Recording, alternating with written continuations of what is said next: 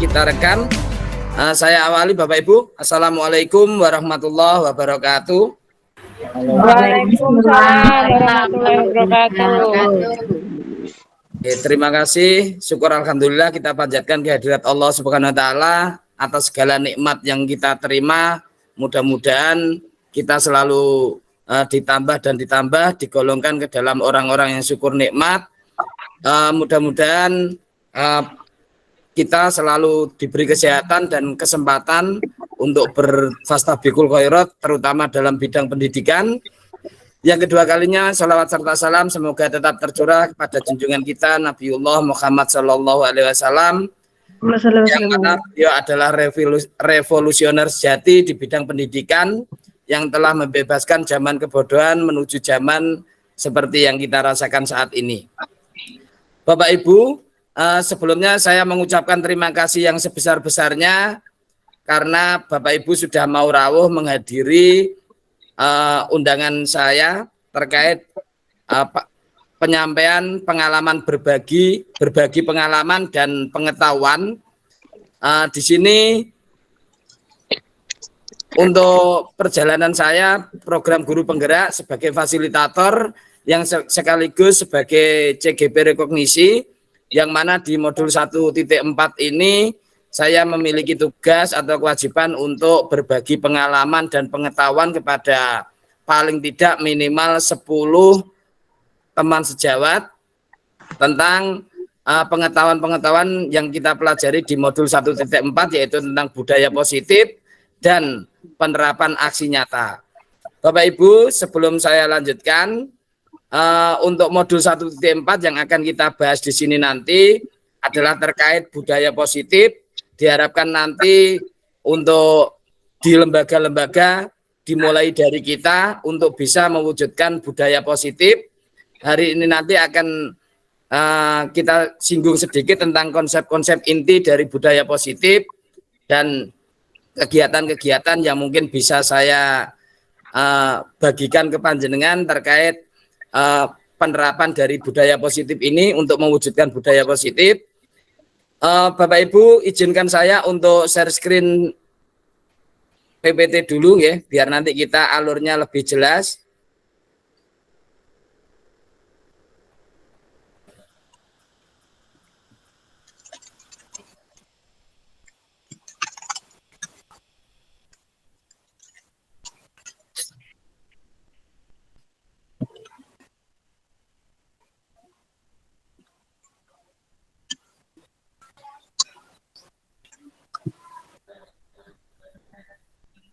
Sudah bisa dilihat Bapak Ibu, ya? Sudah tampil di layar, ya?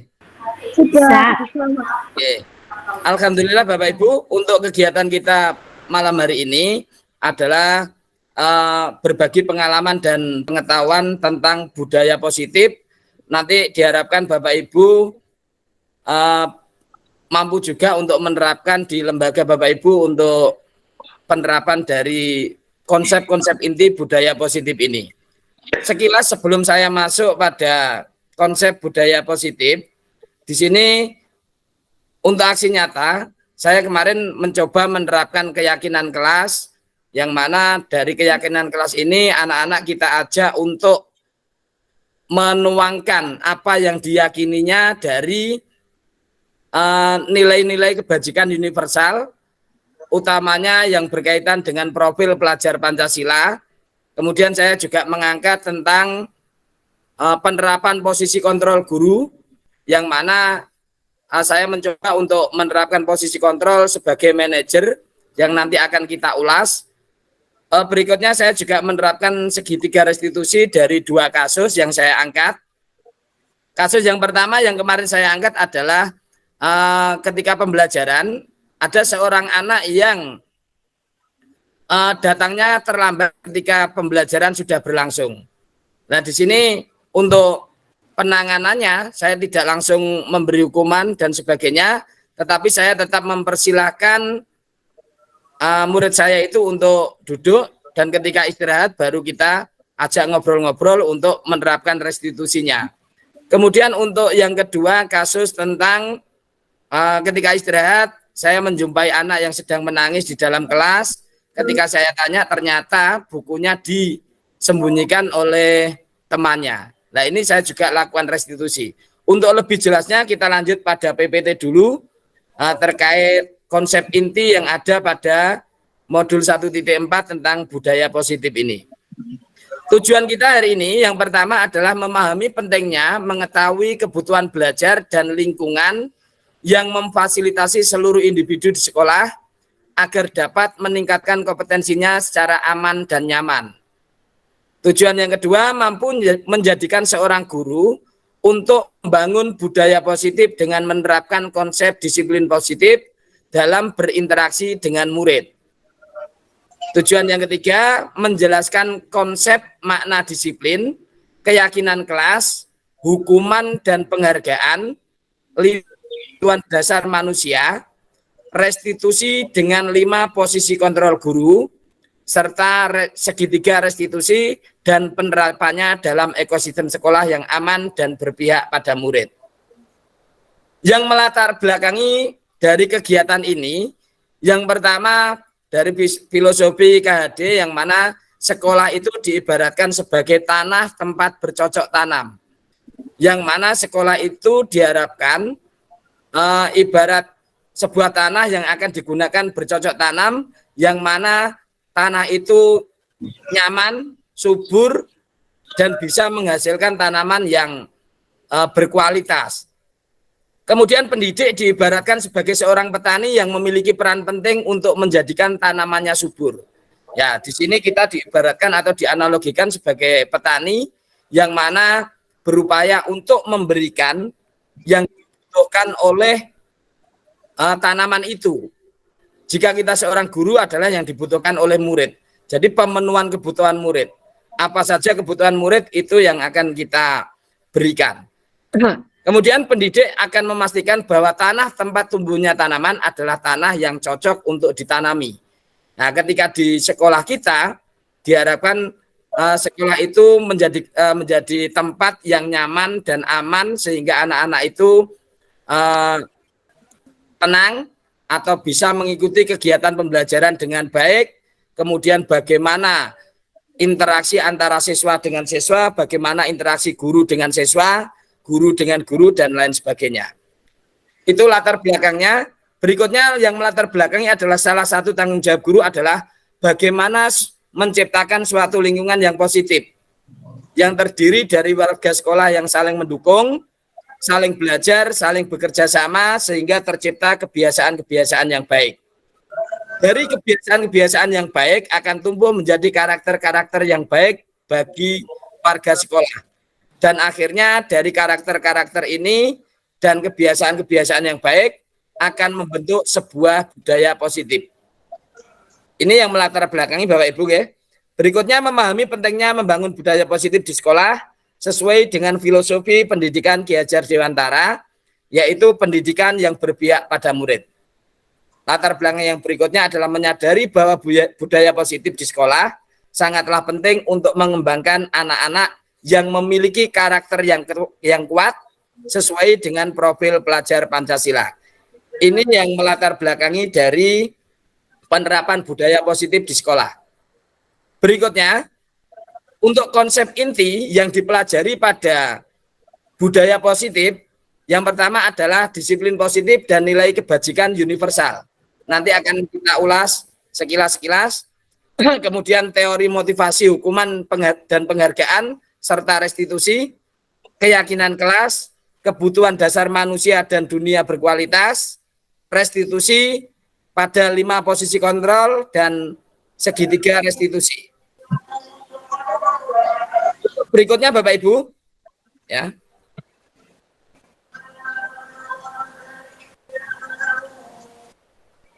Bentar ya. Nah, di sini untuk mengawali, saya mengajak Bapak Ibu untuk melakukan permainan yang namanya cobalah buka, Bapak Ibu ya. Nah, di sini mengajak Bapak Ibu untuk melakukan permainan yang namanya cobalah buka. Nah, untuk permainannya, petunjuknya, coba panjenengan ambil barang-barang yang ada di sekitar panjenengan yang kiranya bisa digenggam Bapak Ibu. Coba panjenengan ambil barang yang sekiranya bisa digenggam, bukan dipegang ya, digenggam. Ya.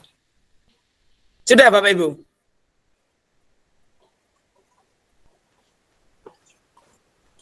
Sudah Bapak Ibu ya? Sudah, Pak. Alhamdulillah ya. Nah, permainannya begini Bapak Ibu. Coba panjenengan genggam seerat-eratnya. Genggam nggih mboten pegang. Genggam seerat-eratnya barang yang panjenengan dapatkan tadi. Bayangkan benda yang panjenengan pegang itu adalah benda yang paling berharga.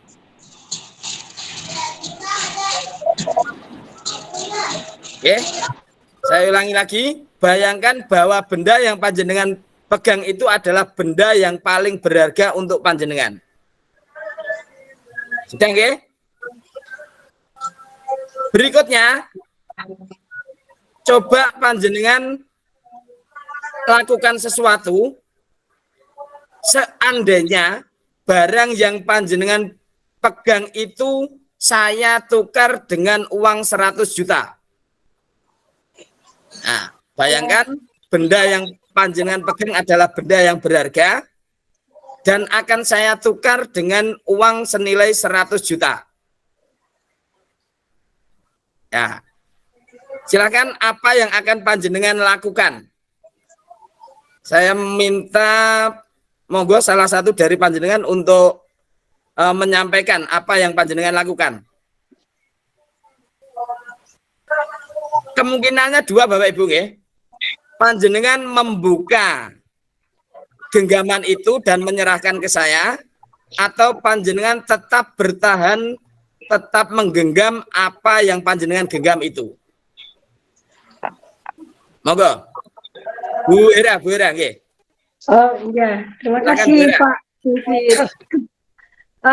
Disuruh memilih nih ya Pak ya? Nggih, memilih.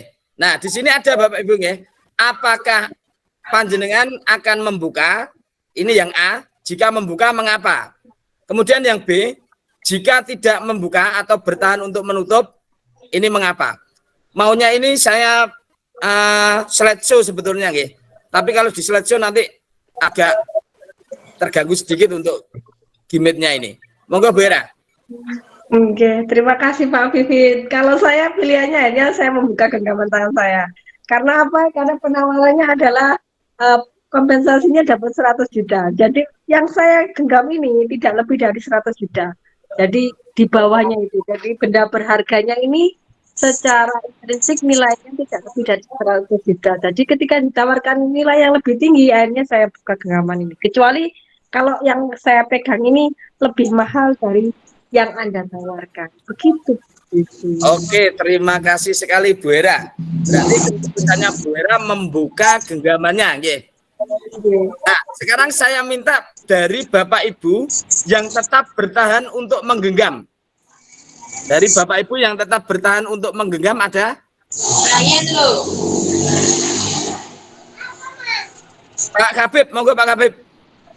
Ya, silakan. Mohon izin Pak, matikan kamera nggih karena sinyalnya kurang bagus. Ya, enggak apa-apa. Nah, ya.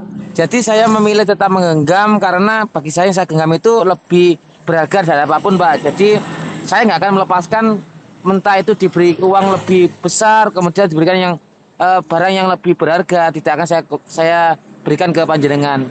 Karena ini barang yang sangat penting bagi saya, Pak. Kita aja, Pak. Oke, terima kasih Pak Kabib atas responnya.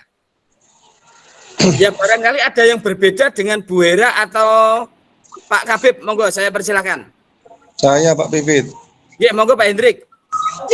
Nah, ini adalah tadi yang dikatakan Pak Pipit adalah barang yang paling berharga ya. Ya. Nah, ini saya tidak akan menggenggam, tapi saya akan membuka tangan saya, tapi hanya untuk menunjukkan kepada Pak Pipit bahwa nilai itu, nilai benda itu istilahnya tidak ternilai. Tetap saya buka, saya tunjukkan bahwa nilai benda itu tidak ternilai dan tidak akan saya tukar dengan apapun. Sudah, itu saja. Terima kasih, Pak. Oke, terima kasih Pak Hendrik. Ya, pilihan yang berbeda. Tidak menggenggam, tidak melepaskan, tetapi hanya membuka, menunjukkan saja Pak Hendrik ya. Oke, terima kasih Bapak Ibu. Masih ada yang lain atau cukup? Cukup. Cukup. Oke. Oke, kita lanjutkan Bapak Ibu. Nah, kita lanjutkan pertanyaan yang nomor 3.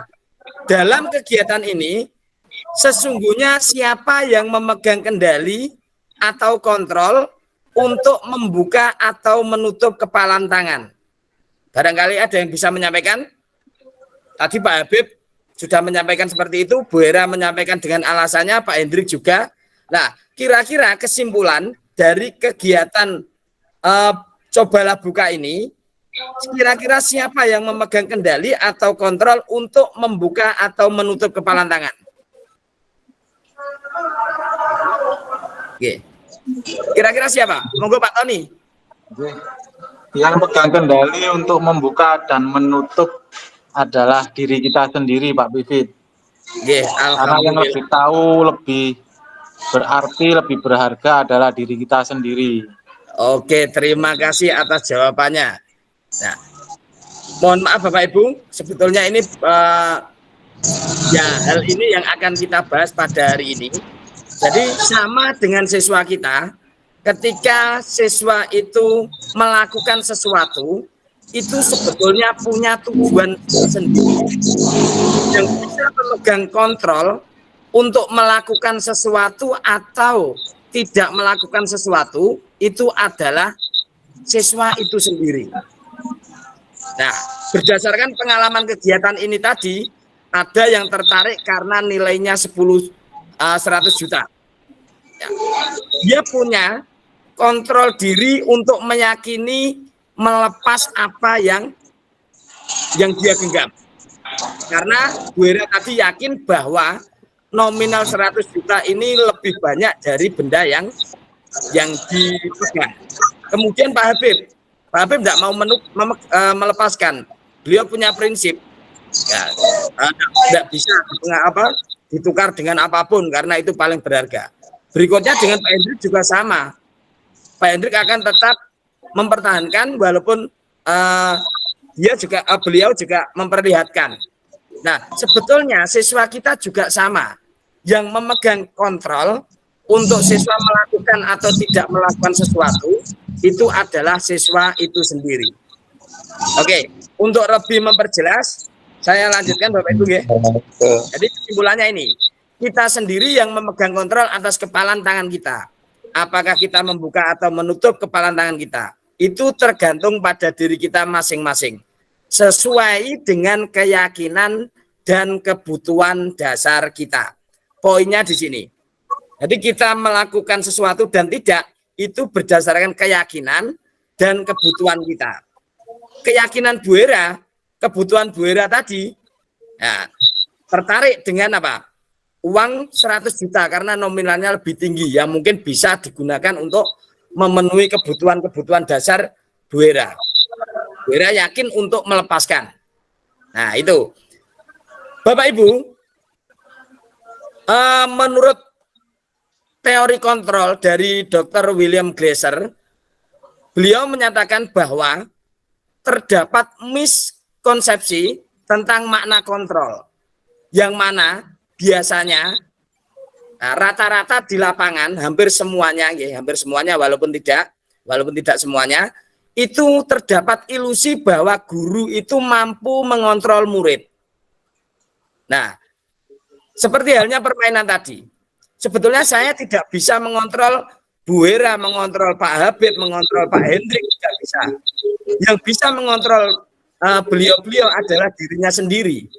Seandainya guru itu bisa mengontrol murid, pasti apa yang akan dilakukan murid itu adalah sama. Ya, misalnya kita ingin mengontrol bahwa murid kita itu harus mematuhi katakan seperti itu. Nah, ketika guru bisa mengontrol murid, seharusnya murid di sekolah kita semuanya tidak akan yang melanggar. tetapi pada kenyataannya ada siswa yang melanggar. Nah, itu terbukti bahwa sebetulnya kita itu tidak bisa mengontrol murid. Yang bisa mengontrol murid adalah siswa itu sendiri. Nah, itu Bapak Ibu yang disampaikan dari Dr. William Glasser tentang miskonsepsi yang terjadi di lapangan bahwa guru mampu mengontrol murid. Berikutnya, miskonsepsi yang terjadi adalah ilusi bahwa semua penguatan positif, efektif, dan bermanfaat. Jadi ini biasanya kita merasa bahwa dengan penguatan positif itu efektif dan bermanfaat untuk mengontrol siswa. Padahal sebetulnya tidak. Ya, menurut William Glasser begitu. Ya, seandainya kita bisa dengan penguatan positif itu efektif dan bermanfaat, pasti tadi yang panjenengan lakukan sama. Ketika membuka semua, menutup semua. Nah, karena punya alasan masing-masing. Bu Hera dengan penguatan positif tadi, beliau meyakini akan membuka kepalan tangan. Kemudian Pak Habib, walaupun saya berikan penguatan positif berupa ganti uang 100 juta, beliau tetap tidak mau. Ya, karena apa? Yang mengontrol Pak Habib adalah Pak Habib sendiri. Entah itu mau membuka atau menutup, itu Pak Habib sendiri. Nah, jadi penguatan positif itu belum tentu efektif dan bermanfaat. Dalam hal ini, dalam kegiatan di sekolah, penguatan positif itu bisa berupa pujian ataupun bisa berupa hadiah mungkin. Nah, ternyata itu tidak efektif. Nanti akan kita bahas juga di konsep inti yang berikutnya. Kita masih pada teori kontrol. William Glasser juga menyampaikan terdapat miskonsepsi bahwa kritik dan membuat orang merasa bersalah dapat menguatkan karakter. Ya, mungkin kita merasa punya tanggung jawab sehingga apa? Mengkritik siswa kita dengan begini-begini supaya karakternya kuat. Sebetulnya itu juga hanya ilusi. Yang bisa menguatkan karakter anak itu adalah dari apa yang dilakukan sesuai dengan yang diyakini oleh anak itu sendiri. Makanya nanti kita praktek membuat keyakinan kelas. Karena dalam hal ini dengan keyakinan kelas itu siswa akan bisa melakukan sesuatu, mengontrol dirinya ke hal-hal yang positif. Makanya untuk nanti keyakinan kelas ini kita berpijak pada nilai kebajikan universal. Untuk ilusi berikutnya bahwa ilusi yang menyatakan bahwa orang dewasa memiliki untuk memaksa. Ya, mungkin karena kita merasa tanggung jawab anak didik kita, anak-anak kita di rumah ini harus berkarakter sehingga kita memaksakan kehendak kita sesuai dengan apa yang kita mau. Nah, ini sebetulnya juga hanya ilusi. Pak Tony mungkin bisa di off-kan dulu mic-nya, nggih. Jadi itu, walaupun kita memaksa, kita berilusi bahwa memaksa itu nanti adalah hak kita sebagai orang tua, orang dewasa, sebagai guru untuk merubah atau menguatkan karakter anak. Nah, ini menurut William Glasser hanya sebuah ilusi saja. Yang mana anak nanti itu bisa mengontrol dirinya ya dengan anak itu sendiri, apa yang diyakininya. Nah, apa yang diyakininya itu nanti yang akan digunakan untuk menentukan kontrol dirinya. Nah, tugas kita seorang guru di sini memberikan kontrol dengan memasukkan nilai-nilai kebajikan universal dengan kalau di sekolah adalah dengan keyakinan kelas. Sehingga maka pentingnya keyakinan kelas kita bentuk adalah untuk mengontrol ini. Karena dengan keyakinan yang dimiliki nanti anak bisa terarah. Ya, tidak bisa dengan kita paksa ataupun dengan kita iming-imingi hadiah. Nah, ini nanti akan kita bahas juga tentang teori motivasi, hukuman, penghargaan, dan restitusi. Bapak Ibu kita lanjutkan. Ya, ini kita lewati ya. Untuk teori kontrol yang menyatakan bahwa kita ini semuanya berbeda.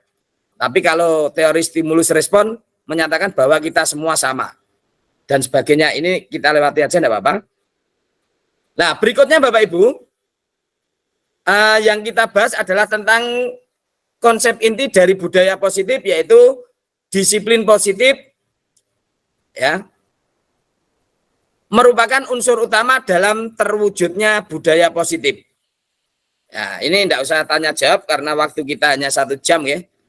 Nah, untuk memahami disiplin, biasanya yang terjadi pada diri kita itu, disiplin itu artinya taat tata tertib, teratur, patuh, dan sebagainya. Padahal menurut Gosen, bahwa disiplin itu berasal dari kata disiplina, belajar, atau kata disipel, yang artinya murid atau pengikut. Untuk menjadi seorang murid atau pengikut, seorang harus paham betul alasan mengapa mereka mengikuti suatu aliran atau ajaran tertentu. Sehingga motivasi yang terbangun adalah motivasi intrinsik, bukan ekstrinsik. Di sini yang dimaksud dengan disiplin, kebanyakan kita di sekolah itu memaksakan anak-anak dengan peraturan yang kita buat sendiri, tanpa ada alasan atau anak-anak itu memahami apa yang menjadi peraturan itu. Katakan satu contoh misalnya, di sekolah memberlakukan bahwa anak-anak harus memakai sepatu hitam. Ketika tidak memakai sepatu hitam, maka diberikan konsekuensi. Nah, ini anak itu tidak tahu mengapa dia harus begitu. Nah, anak-anak itu memahami mengapa kok harus memakai sepatu hitam. Sehingga anak-anak itu bisa dengan yakin untuk menjalankan. Motivasi yang muncul ketika anak-anak ini yakin adalah motivasi intrinsik yang dari diri anak sendiri, bukan dari pihak lain. Nah, jadi untuk peraturan-peraturan itu seharusnya anak-anak juga dipahamkan tentang tujuan adanya peraturan tersebut. Tidak serta-merta yang penting anak-anak harus memakai sepatu hitam. Nah, ini nanti akan kita bahas lebih lanjut tentang peraturan dan lain sebagainya ini. Berikutnya Bapak Ibu, kita membahas tentang, nah ini lanjutan dari tadi ya, teori motivasi, hukuman dan penghargaan serta restitusi. Nah, aduh ini muncul kunci jawabannya ini. Sebetulnya ini pertanyaan ya. Sebagai seorang guru, saat Anda piket hadir mengajar di sekolah, hadir di sekolah lebih pagi, motivasi apa yang mendasari Anda? Nah ini, pangapunten saya ulangi, sebagai seorang guru, saat panjenengan piket itu hadir mengajar di sekolah lebih pagi. Nah kira-kira motivasi apa yang mendasari tindakan panjenengan? Barangkali ada satu dari panjenengan yang ingin menyampaikan yang mendasari apa?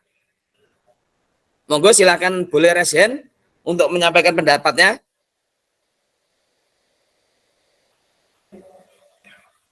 Bu Yuli mungkin?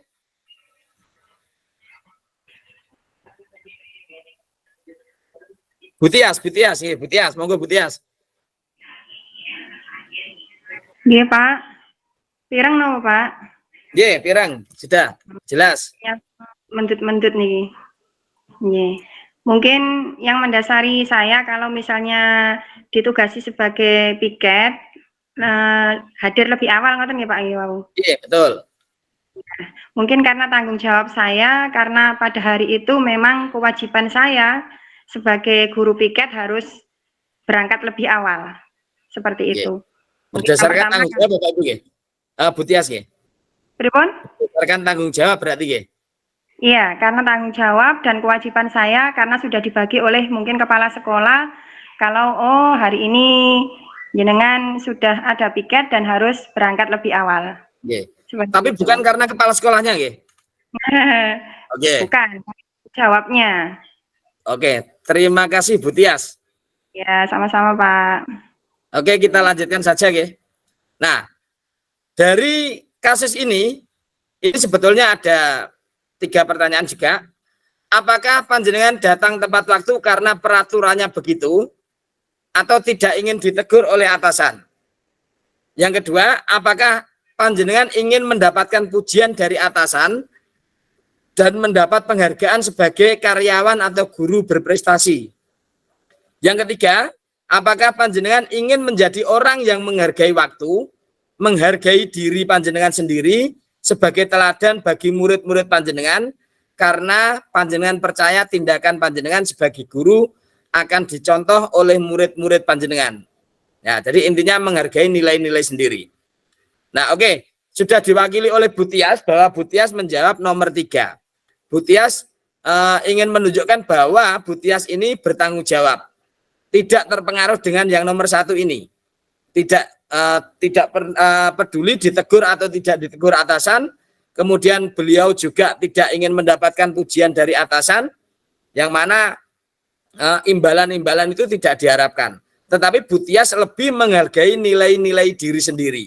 Nah, ini yang diharapkan nanti akan terwujud budaya positif di sekolah.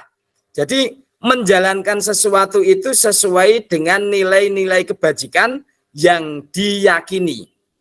Nah, jika menjalankan sesuatu sesuai dengan yang diyakini, ya maka itu adalah motivasi intrinsik.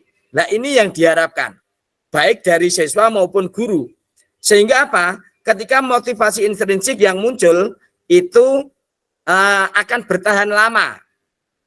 Ya, coba bayangkan seandainya tidak berdasarkan dari motivasi nilai-nilai diri sendiri atau nilai kebajikan universal. Dalam hal ini tadi Bu Tias adalah ingin menunjukkan tanggung jawab. Nah, tanggung jawab ini merupakan salah satu dari nilai kebajikan universal. Karena Bu Tias yakin bahwa dengan tanggung jawab saya akan mudah untuk menjalankan ini. Nah, sehingga apa? Karena beliau yakin, akhirnya enjoy untuk melaksanakan tanpa harus takut dengan kepala sekolah. Coba bayangkan ketika kita takut pada kepala sekolah. Ketika kita dimutasi di lembaga lain yang tidak menerapkan piket, apa yang terjadi? Nah, ketika kita di lembaga yang sekarang pukul 6.30 katakan, bisa jadi nanti di tempat baru karena tidak ada piket, berangkatnya jam 7. Nah, ini karena apa? Karena takut ditegur oleh atasan, takut pada peraturannya. Nah, di sini yang dilakukan itu hanya upaya untuk menghindari ketidaknyamanan atau hukuman. Nah, itu Bapak Ibu. Seandainya yang kedua, panjenengan ingin mendapatkan pujian dari atasan. Ketika panjenengan sudah berangkat 6:30 tapi atasan panjenengan cuek, tidak begitu memperhatikan panjenengan, apa yang terjadi? Maka kita ke depannya juga akan istilahnya ngelembosi kalau orang Jawa itu. Aku wis ngene tapi gak diperhatikan. Nah, itu untuk ketika motivasi kita itu ingin mendapatkan imbalan atau penghargaan dari orang lain. Nah, yang diharapkan di sini untuk mewujudkan budaya positif, nah, kita melakukan sesuatu itu sesuai dengan nilai-nilai yang kita yakini dari diri sendiri. Nah, ini nanti yang akan menjadikan motivasi ini bertahan lama. Jadi motivasi internal yang kita harapkan. Kita lanjutkan Bapak Ibu. Gosen dalam bukunya menyatakan ada 3 motivasi perilaku manusia. Yang pertama, untuk menghindari ketidaknyamanan atau hukuman. Nah, motivasi ini bersifat eksternal. Yang mana kalau motivasinya eksternal, ini yang pertama adalah tidak akan bertahan lama. Yang kedua, akan menimbulkan atau memunculkan rasa kecewa. Seperti halnya motivasi yang kedua, yaitu untuk mendapatkan imbalan atau penghargaan dari orang lain. Nah, ini juga motivasi eksternal, tidak akan bertahan lama. Siswa kita akan melakukan sesuatu itu jika mendapat imbalan saja, tapi jika tidak mendapat imbalan, ya tidak akan melakukan apa-apa. Nah, karena menimbulkan ketergantungan juga. Nah, dan ini juga tidak bertahan lama. Yang diharapkan dari materi budaya positif ini adalah motivasi internal, yang mana motivasi yang ketiga ini adalah merupakan perwujudan dari motivasi internal atau intrinsik, yaitu untuk menjadi orang yang mereka inginkan dan menghargai diri sendiri dengan nilai-nilai yang mereka percaya. Nah, ini Bapak Ibu, penekanannya di sini. Jadi melakukan sesuatu atau memiliki motivasi berdasarkan nilai-nilai yang dipercaya atau yang diyakini. Makanya nanti diharapkan ke depan kita membuat keyakinan kelas. Tetapi untuk pembuatan keyakinan kelas kemarin pelaksanaannya di lapangan masih banyak juga yang kurang sesuai Bapak Ibu nggih. Nah, nanti bisa kita samakan persepsinya bagaimana untuk membuat keyakinan kelas. Kita lanjutkan, kita belum masuk keyakinan kelas. Nah, ini ada studi kasus, enggak usah karena tadi sudah. Nah, ini sebetulnya gini, tetap kita jalankan nggih. Ini ada kasus. Iva kurang menguasai pelajaran matematika sehingga pada saat pelajaran berlangsung dia lebih banyak terdiam diri dan menggambar di buku pelajarannya.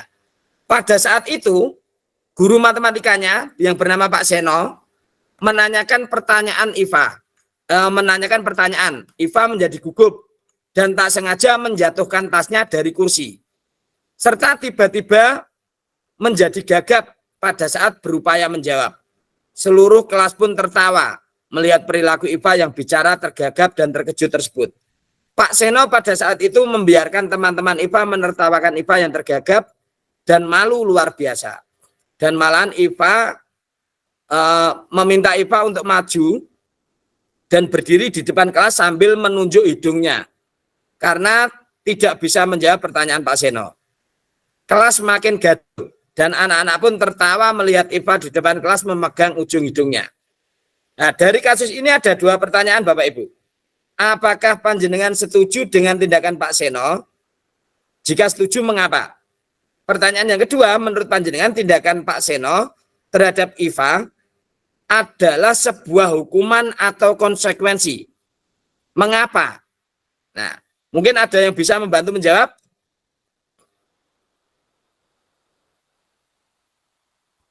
Bu Wiwi.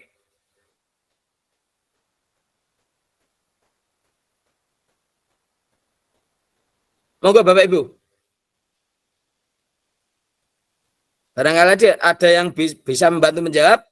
Pertanyaan yang pertama oke, Bu Yuli, mungkin Bu Yuli. Terima kasih Pak Vivit.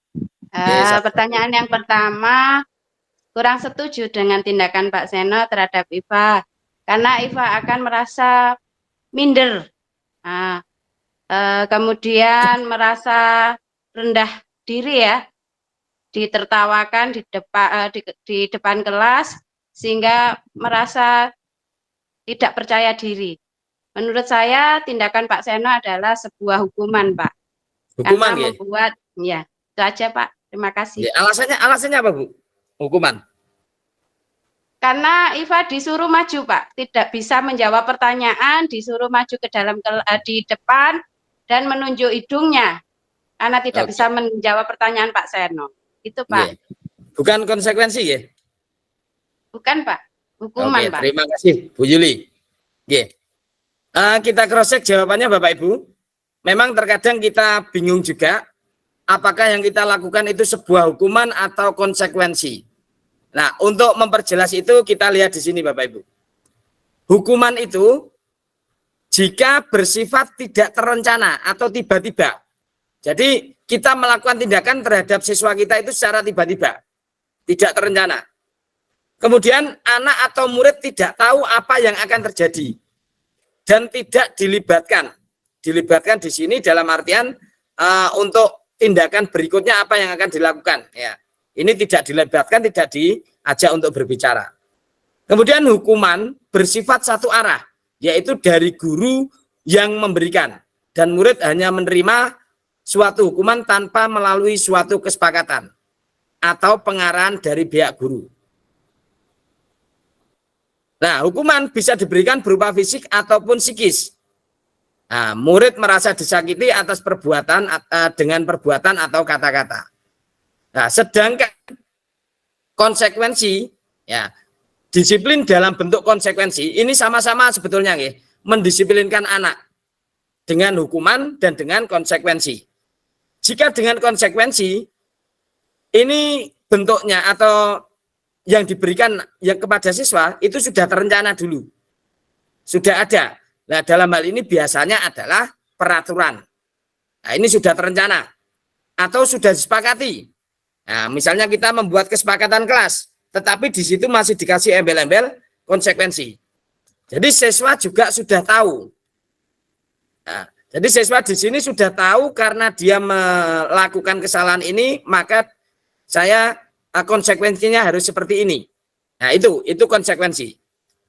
Umumnya bentuk konsekuensi dibuat oleh pihak guru dan murid sudah mengetahui sebelumnya. Jadi murid sudah tahu. Nah, sebetulnya Bapak Ibu yang diharapkan dari modul budaya positif ini yang benar-benar harus kita tinggalkan adalah yang berupa hukuman. Karena hukuman ini akan mencetak anak menjadi identitas yang gagal. Akan menyakiti anak. Nah, untuk konsekuensi ini juga sebetulnya kurang sesuai juga ketika untuk mewujudkan di budaya positif di sekolah. Walaupun sudah disepakati, tetapi di sini masih ada yang semacam hukuman, tapi sudah terencana dan sudah diketahui. Nah, tetapi ini sudah melalui kesepakatan bersama sebetulnya. Nah, yang dia walaupun untuk konsekuensi ini sudah bisa dikatakan mencetak identitas yang sukses, tetapi di sini ada semacam ketakutan juga yang dirasakan oleh siswa. Nah, kalau ini nanti perlahan-lahan bisa kita ubah menjadi yang namanya restitusi. Nah, yang diharapkan dari perwujudan budaya positif di sekolah, ini kita benar-benar meninggalkan hukuman, terus mencoba mengurangi konsekuensi, dan diharapkan adalah menerapkan restitusi. Nah, ini untuk mewujudkan budaya positif. Restitusi itu yang bagaimana? Nanti akan kita bahas setelah ini. Nah, hukuman itu adalah alternatif paling akhir. Ketika sudah mentok, tidak ada jalan keluar, hukuman. Tapi sebisa mungkin kita hilangkan sama sekali.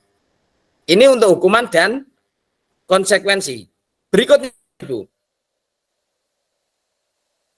Nah, penghargaan. Penghargaan itu sebetulnya hampir mirip dengan hukuman juga. Sebetulnya hampir mirip dengan hukuman. Ini menurut Alfie mengumumkan bahwa penghargaan maupun hukuman adalah cara-cara mengontrol perilaku seorang yang menghancurkan potensi untuk pembelajaran yang sesungguhnya. Nah, menurut secara ideal tindakan belajar itu sendiri adalah penghargaan yang sesungguhnya. Jadi proses pembelajaran itu adalah suatu penghargaan. Tidak harus diiming-imingi oleh sebuah pujian atau diiming-imingi dengan hadiah. Nah, mengapa penghargaan ini juga merupakan hukuman? Karena yang pertama pengaruhnya adalah jangka pendek, Bapak Ibu. Jadi ketika anak itu mendapatkan penghargaan, itu motivasinya hanya jangka pendek. Setelah nanti yang memberi penghargaan atau penghargaannya tidak ada, maka anak-anak sudah tidak termotivasi lagi. Kemudian penghargaan juga tidak efektif. Tidak efektif seperti yang sudah kita singgung di atas. Yang berikutnya, penghargaan merusak hubungan. Hubungan siapa? Bisa hubungan guru dengan murid, bisa dengan murid. Misalnya guru memberikan penghargaan kepada anak yang pintar. Nah, sedangkan ada siswa panjenengan yang merasa bisa dan bisa menjawab atau bisa melakukan sesuatu sesuai yang diinstruksikan, itu tidak mendapat penghargaan, Bapak Ibu. Apa yang terjadi?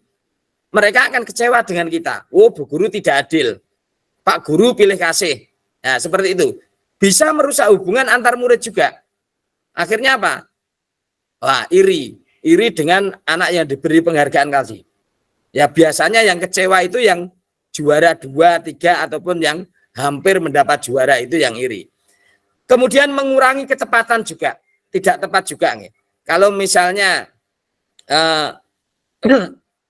ingin memberi penghargaan, ya harusnya yang bisa semua, enggak usah yang terbaik. Ya. Ini untuk siswa. Kecuali kalau kita memang mengadakan suatu kompetisi, itu memang boleh memberikan hadiah. Tetapi jika dalam pembelajaran, ini sebisa mungkin dikurangi. Kemudian menurunkan kualitas. Karena apa? Kualitasnya hanya berdasarkan dari iming-iming penghargaan. Mematikan kreativitas juga. Kita bayangkan ketika tidak kita beri hadiah, kreativitasnya akan kendor, tidak sekenceng ketika kita memberikan hadiah itu. Nah, penghargaan menghukum, ya sudah kita jelaskan. Nah, yang diharapkan adalah motivasi dalam diri sendiri, bukan iming-iming penghargaan atau pujian. Nah, ini Bapak Ibu yang diharapkan. Jadi kita berupaya meninggalkan hukuman, berupaya meninggalkan konsekuensi, dan berupaya juga untuk meninggalkan penghargaan. Nah, ini penjelasannya lebih lengkap. Kalau hukuman Bapak Ibu, ini sudah jelas-jelas disarankan untuk ditinggalkan. Kemudian konsekuensi, ini perlahan juga kita tinggalkan. Walaupun di sini sudah membentuk identitas sukses.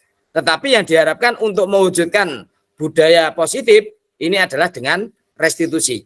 Karena dengan restitusi, ini bisa menguatkan murid kita dalam jangka waktu yang panjang. Kalau konsekuensi jangka pendek, nah, misalnya di kelas panjenengan itu panjenengan sudah membuat kesepakatan yang mana di situ mencantumkan konsekuensinya juga.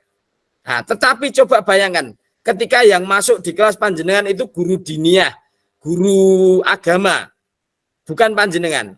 Nah, ini juga bisa jadi anak enggak disiplin ketika ada panjenengan. Jadi motivasinya berkurang karena jangka pendek juga. Nah, ini Bapak Ibu yang diharapkan di modul ini adalah restitusi. Restitusi adalah sebuah proses menciptakan kondisi bagi siswa untuk memperbaiki kesalahan mereka. Sehingga mereka bisa kembali pada kelompok mereka dengan karakter yang lebih kuat. Restitusi juga merupakan sebuah proses kolaboratif yang mengajarkan murid untuk mencari solusi untuk masalah mereka sendiri. Dan membantu murid berpikir tentang orang seperti apa yang mereka inginkan dan bagaimana mereka harus memperlakukan orang lain. Jadi restitusi ini tujuannya adalah kita membantu murid-murid kita untuk menemukan solusi dari apa yang dia yakini. Nah, ini Bapak Ibu. Jadi sangat berkaitan sekali. Nanti kita coba menjabarkan tentang restitusi, posisi kontrol, dan keyakinan kelas. Dan alhamdulillah kemarin yang saya praktekkan juga itu pembentukan keyakinan kelas, kemudian saya praktek untuk posisi kontrol guru, dan yang terakhir adalah segitiga restitusi. Itu nanti coba kita lanjutkan berikutnya Bapak Ibu. Konsep inti dari disiplin positif adalah kebutuhan dasar manusia. Jadi siswa sebetulnya itu melakukan sesuatu, selain memiliki tujuan, siswa itu juga memiliki kebutuhan-kebutuhan dasar yang ingin dipenuhi. Nah, kebutuhan-kebutuhan dasar yang ingin dipenuhi antara lain ada 5 ini. Pertama, bertahan hidup, kemudian penguasaan, kasih sayang dan rasa diterima, kebebasan dan kesenangan. Ada kalanya anak siswa kita melakukan sesuatu itu untuk memperoleh kesenangan, memperoleh kebebasan, dan ingin mendapatkan kasih sayang. Kemudian penguasaan juga. Kita lanjut, keyakinan kelas. Nah, ini Bapak Ibu yang kemarin saya terapkan. Yang pertama, mengapa kita memiliki peraturan tentang penggunaan helm pada saat mengendarai kendaraan roda 2? Ya, saya ulangi. Mengapa kita memiliki peraturan tentang penggunaan helm pada saat mengendarai kendaraan roda 2? Yang kedua, mengapa kita memiliki peraturan tentang penggunaan masker dan mencuci tangan setiap saat? Mungkin ada yang bisa membantu menjawab. Nggih, Pak Habib, monggo Pak Habib.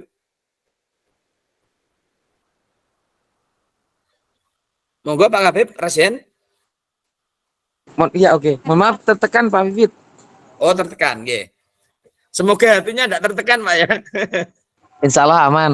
Nah, ini ada Butia senyum-senyum melihat jawabannya Pak Habib ini.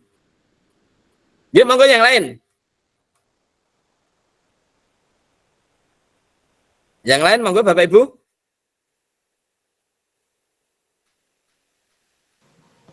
Saya Pak Vivit. Teguh, monggo Pak Teguh.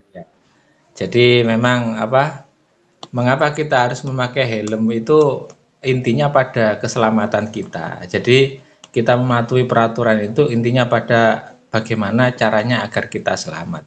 Itu aja Pak Vivit. Yang nomor 2 Pak Teguh. Yang nomor 2 tadi apa Pak? Tangan. Apa mencuci tangan? Oh iya. Ya. Jadi sama, kalau mencuci tangan itu pada kebutuhan kita akan kesehatan. Jadi sebenarnya itu jadi apapun yang kita lakukan itu sesuai dengan KDM yang Bapak Vivit tadi sampaikan, yaitu kebutuhan dasar manusia akan kesehatan, yaitu dengan cara mencuci tangan. Oke. Terima kasih Pak Teguh atas jawabannya. Ya, Pak Teguh menjawab bahwa kita memakai helm itu untuk keselamatan. Kemudian mencuci tangan itu untuk kesehatan. Ya. Nah, yang disampaikan Pak Teguh tadi, kesehatan dan keselamatan itulah yang dinamakan dengan nilai-nilai kebajikan universal. Ya, Pak Teguh meyakini bahwa memakai helm itu adalah demi keselamatan. Itu adalah nilai kebajikan. Pak Teguh juga meyakini bahwa dengan mencuci tangan itu adalah kesehatan akan terjaga. Itulah yang dinamakan dengan nilai kebajikan. Nah, di situ sebetulnya upaya ini adalah upaya betul sekali Pak Teguh untuk memenuhi kebutuhan dasarnya. Yang salah satunya adalah butuh untuk selamat dan sehat. Nah, nilai-nilai kebajikan itu nanti yang akan kita jadikan sebagai dasar untuk membuat sebuah keyakinan kelas, Bapak Ibu. Nah, keyakinan yaitu nilai-nilai kebajikan universal yang disepakati secara tersirat dan tersurat, lepas dari latar belakang suku, negara, bahasa, maupun agama. Seorang akan lebih tergerak dan bersemangat untuk menjalankan keyakinannya daripada hanya sekedar mengikuti serangkaian peraturan tertulis tanpa makna. Murid-murid pun demikian. Mereka perlu mendengarkan dan memahami arti sesungguhnya tentang peraturan-peraturan yang diberikan. Apa nilai-nilai kebajikan di balik peraturan tersebut? Apa tujuan utamanya? Dan menjadi tidak tertarik atau takut sehingga hanya sekedar serangkaian peraturan yang mengatur tanpa memahami tujuan. Oke Bapak Ibu, kita lanjutkan. Nah, untuk pembentukan keyakinan kelas Bapak Ibu, ketika penerapan di lapangan itu kemarin masih banyak juga yang mencantumkan tentang konsekuensinya. Padahal dengan keyakinan kelas ini diharapkan nanti adalah apa? Tanpa ada hukuman atau konsekuensi. Tetapi yang kita terapkan adalah restitusi. Ketika siswa tidak lupa atau teledor dengan keyakinan yang telah disepakati, nah maka kita ajak untuk restitusi. Ya, langkahnya ada 3, nanti akan kita bahas secara detail juga. Nah, restitusi ini tujuannya adalah untuk mengajak siswa menemukan solusi sendiri. Nah, yang dihubungkan dengan keyakinan nilai kebajikan universal itu. Nah, keyakinan kelas bersifat lebih abstrak. Maksudnya bagaimana? Tidak detail, ya, hanya garis besarnya. Misalnya, ya, ketika Bu Tias tadi menjawab tanggung jawab, masukkan saja tanggung jawab itu dalam keyakinan kelas. Siswa harus bertanggung jawab atas apa yang dilakukan. Nah, nilai kebajikan universalnya adalah tanggung jawab. Nah, yang kedua, keyakinan kelas berupa pernyataan-pernyataan universal. Ya, maksudnya tadi. Jadi tidak sedetail peraturan. Kemudian pernyataan keyakinan kelas senantiasa dibuat dalam bentuk positif. Nah, ini Bapak Ibu, dalam panjenengan nanti menerapkan keyakinan kelas atau kesepakatan kelas, ketika ada yang masih berbau negatif, ini bisa kita alihkan dengan yang berbau negatif. Contohnya gitu. Misalnya ada anak yang mengusulkan jangan berlari di kelas atau koridor. Nah, ini bisa diubah menjadi kalimat positif dengan mengubahnya, yaitu berjalanlah di kelas atau koridor. Ya, misalnya lagi dilarang membuang sampah sembarangan. Nah, ini bisa kita ubah menjadi kalimat yang positif. Buanglah sampah pada tempatnya. Misalnya seperti itu. Jadi kalau masih menjumpai kata-kata negatif, jangan atau tidak, nah itu sebaiknya kita ubah dalam bentuk kalimat positif. Ya, keyakinan kelas hendaknya tidak terlalu banyak sehingga mudah diingat. Ya, dalam satu kelas 30 anak. Silahkan nanti menuliskan keyakinan kelasnya masing-masing, keyakinan nilai kebajikan universal masing-masing. Tetapi dari 30 yang masuk bisa kita rampingkan jika itu serumpun atau senada. Misalnya dilarang berbicara sendiri ketika pelajaran. Terus ada lagi dilarang membuat gaduh. Nah, ini kan sebetulnya sama. Diringkas saja menjadi menciptakan lingkungan kelas yang nyaman, misalnya seperti itu. Nilai kebajikannya itu. Kemudian semua warga kelas hendaknya ikut berkontribusi.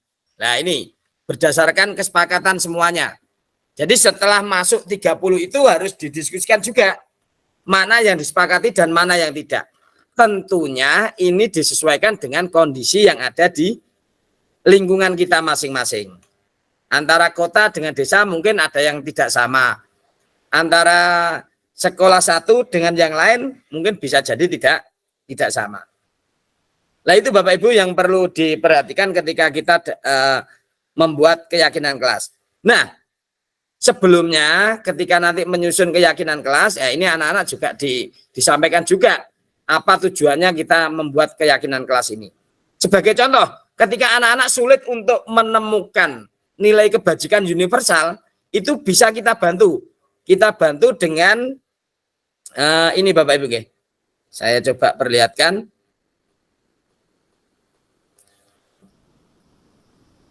Nah, ini misalnya mengisi titik-titik.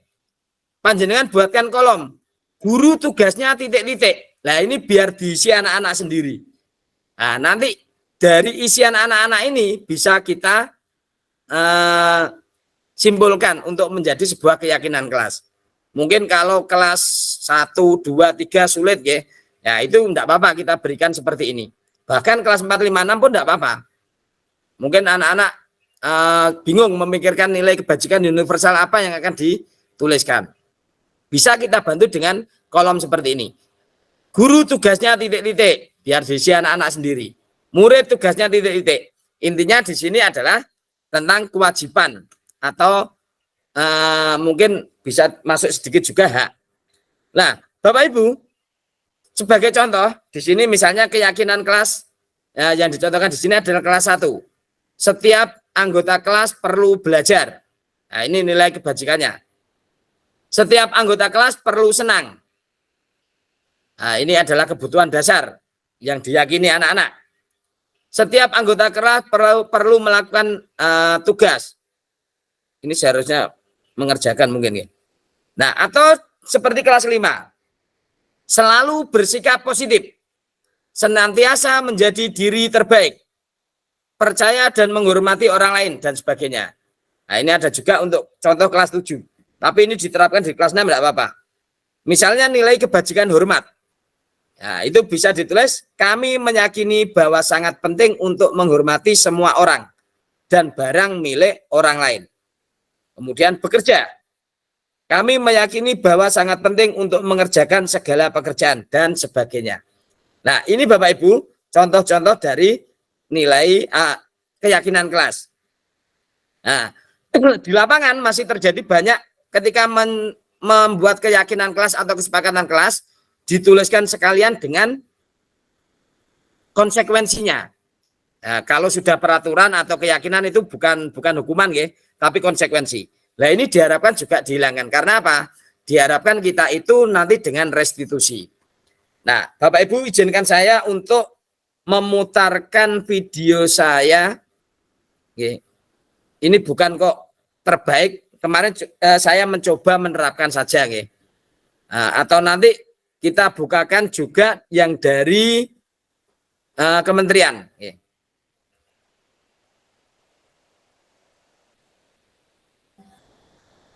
Waduh, ini masih saya bukakan yang dari kementerian dulu ya. Contohnya. Mungkin Bu Tias, Bu Yuli ini sudah paham ini ya. Coba saya bukakan yang dari kementerian.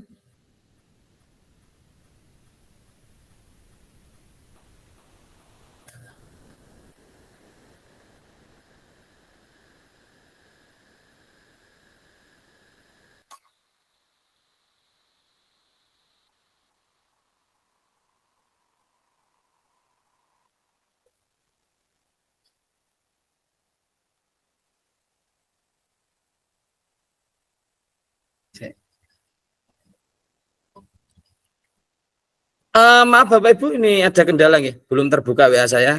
Atau nanti saya share saja linknya. Bisa panjenengan apa? Amati di ini, maksudnya saya hanya berbagi Bapak Ibu nih, karena tugas saya hanya berbagi. Nah, di sini pastinya nanti belum sempurna nih. Nah, bisa hanya untuk sebagai apa nih? Bahan pertimbangan mungkin nih. Nah, kita lanjutkan dulu Bapak Ibu nih. Kita lanjutkan berikutnya tentang posisi kontrol. Nah, posisi kontrol Bapak Ibu nggih. Ini karena nanti akan mengarah ke restitusi. Jadi setelah keyakinan kelas dibentuk, nah di sini kita mencoba untuk mengulas posisi kontrol. Ada 5 posisi kontrol yang diterapkan seorang guru, orang tua ataupun atasan dalam melakukan kontrol. Misalnya Bapak Ibu, ini ada kasus Tisa dan Hana dipanggil masuk ke ruangan Ibu Dewi, kepala sekolah SMA Makmur. Ibu Dewi baru saja mendapatkan pengaduan dari Ibunda Tisa bahwa Hana menggunakan kata-kata kasar dan merendahkan Tisa di media sosial. Nah, dari kasus ini monggo Bapak Ibu, barangkali ada yang ingin menyampaikan apa yang panjenengan lakukan ketika panjenengan menjadi Ibu Dewi.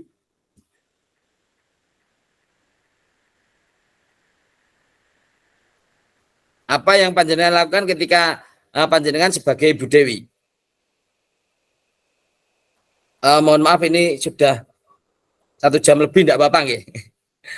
Atau saya lanjutkan langsung pada aksi nyata saya saja nggih. Ini kasusnya seperti ini. Murid saya yang bernama Ayas beberapa kali datang terlambat ke sekolah ketika pembelajaran sudah berlangsung.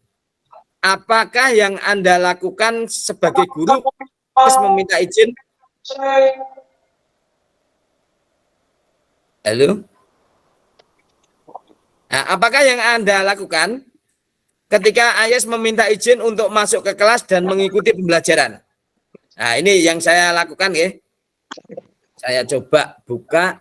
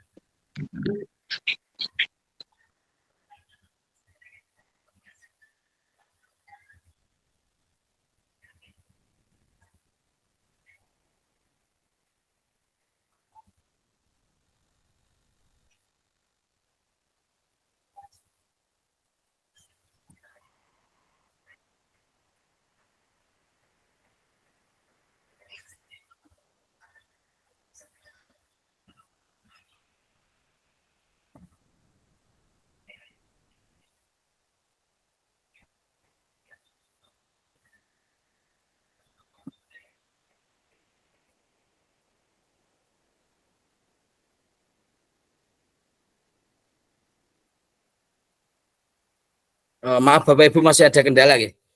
Kita lanjutkan dulu aja, nanti di belakangan mungkin kalau sudah lancar ya. Nah, Langsung saja Bapak Ibu ya. Kita jelaskan posisi kontrol guru. Yang pertama adalah sebagai penghukum. Nah, ini biasanya kita tanpa kita sadari, tanpa kontrol kita berperan sebagai penghukum. Nah, penghukum itu menggunakan nada suara yang tinggi, bahasa tubuh dengan mata melotot dan jari menunjuk-nunjuk. Nah, biasanya kata-kata yang digunakan adalah patuhi peraturan saya. Awas, ya, kata-kata ancaman itu. Kamu selalu salah saja ya. Selalu pasti dan selalu kamu yang terakhir selesai. Nah, ini adalah posisi penghukum. Di dalam mewujudkan budaya positif di sekolah, posisi penghukum ini diharapkan tidak terjadi atau tidak diterapkan. Yang kedua, posisi pembuat merasa bersalah. Dalam posisi pembuat merasa bersalah ini, nada suaranya memelas, nah, tidak menggunakan kata-kata kasar. Nada suaranya halus, menampakkan raut wajah yang agak sedih, melas, bahasa tubuhnya merapat ke anak dengan lesu. Nah, biasanya kata-kata yang digunakan, ibu sangat kecewa sekali dengan kamu. Ada lagi dengan kata-kata, berapa kali Bapak harus memberitahu kamu ya? Gimana coba kalau orang tua kamu tahu kamu berbuat begini? Nah, di posisi pembuat rasa bersalah ini, murid merasa memiliki penilaian yang buruk tentang dirinya. Murid merasa bahwa murid ini sudah membuat orang lain kecewa. Jadi dia nanti akibatnya bisa meratap dengan apa yang dia lakukan itu. Nah, sehingga bisa menjadi anak yang murung dan sebagainya karena identitas yang didapatkan adalah identitas gagal. Kemudian berikutnya sebagai teman. Nah, ini mungkin kebanyakan kita juga sama. Saya dulu sering kali juga memposisikan diri saya sebagai teman. Karena dengan sebagai teman bisa memasukkan bisa guyon-guyon dengan anak-anak. Ternyata yang diharapkan untuk mewujudkan budaya positif ini adalah bukan posisi sebagai teman. Walaupun sesekali boleh kita memposisikan sebagai teman. Karena untuk mewujudkan posisi kita sebagai manajer harus paham dulu posisi sebagai teman. Nah, posisi sebagai teman ini sebetulnya sudah membuat mencetak anak-anak dengan identitas, bukan gagal lagi. Tetapi yang diharapkan tidak ini. Posisi teman itu menggunakan suara yang ramah, akrab, bercanda, bahasa tubuh merapat pada murid, ya, mendekat ke murid, mata dan senyum yang jenaka, guyonan, ya biasanya dengan humor-humor itu. Misalnya, ayo bantulah demi Bapak ya. Nah, sampai enggak kasihan dengan saya kalau nanti saya yang dimarahi Bapak Kepala Sekolah. Nah, ini adalah posisi-posisi sebagai teman. Hal negatif yang dimunculkan dari posisi sebagai teman adalah suatu saat ketika guru tersebut tidak membantu, maka murid akan kecewa. Ya, bisa berkata, saya pikir Bapak atau Ibu teman saya, ternyata tidak. Nah, ini membuat siswa kecewa juga ternyata. Nah, yang paling parah biasanya yang terjadi di lapangan dan di sini tidak ditulis adalah apa? Kalau istilahnya orang Jombang itu ngelamak. Nah, bisa seperti itu. Kemudian posisi yang berikutnya adalah pemantau. Pemantau ini menggunakan nada suara yang datar, bahasa tubuh yang formal. Posisi pemantau berdasarkan peraturan-peraturan dan konsekuensi. Jadi yang diugemi, yang diikuti oleh pemantau ini adalah peraturannya dan konsekuensinya. Ya, jadi setiap anak bersalah, kita kembali ke peraturan dan konsekuensinya apa, itu yang dijalankan. Dengan menggunakan sanksi atau konsekuensi. Kita dapat memisahkan hubungan pribadi kita dengan murid. Nah, murid ya bisa jadi nanti muridnya dendam, bisa jadi muridnya menggerutu di belakang. Nah, ini sebetulnya ingin mendisiplinkan, nah, tapi dengan menerapkan peraturan-peraturan dan konsekuensinya. Kamu sudah melanggar ini, maka harus saya hukum ini misalnya, kita berikan konsekuensi ini. Nah, itu. Yang diharapkan, oke, biasanya yang ditanyakan untuk posisi pemantau ini, peraturannya apa? Apa yang telah kamu lakukan? Konsekuensinya apa? Nah, itu biasanya. Ya, sebetulnya murid di sini memahami konsekuensi harus dijalankan karena mereka telah melanggar peraturan. Nah, guru tidak menunjukkan suatu emosi yang berlebihan, menjadi marah atau membuat merasa bersalah. Jadi tidak emosi, tidak menggunakan emosi, ya. Hanya menjalankan peraturan saja. Tetapi di sini murid tetap tidak nyaman, yaitu harus tinggal kelas pada waktu jam istirahat misalnya, harus mengerjakan tugas misalnya. Nah, misalnya ya, ada siswa kita yang terlambat datang sehingga tidak diperbolehkan masuk. Nah, ini kan merampas hak anak juga untuk mendapatkan pelajaran. Nah, itu Bapak Ibu untuk posisi pemantau. Berikutnya yang diharapkan untuk mewujudkan budaya positif adalah posisi manajer. Nah, ini posisi manajer ini dengan suara tulus, bahasa tubuh tidak kaku, mendekat ke murid. Ya, biasanya kata-kata yang ditanyakan ini, apa yang kita yakini? Kembali ke keyakinan kelas. Apa yang kita yakini? Apakah kamu meyakininya? Nah, atau mungkin juga pakai kata-kata, jika kamu meyakininya, apakah kamu bersedia memperbaikinya? Dan seterusnya. Tugas seorang manajer bukan mengatur perilaku seorang, tetapi seorang manajer